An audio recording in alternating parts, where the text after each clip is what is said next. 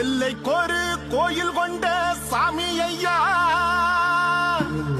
என் பாட்டு சத்தம் கேட்டு ஓடி வாயா.